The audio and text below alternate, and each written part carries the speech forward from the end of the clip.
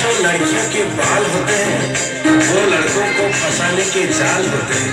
ये जो लड़कियों के बाल होते हैं वो लड़कों को फंसाने के जाल होते हैं।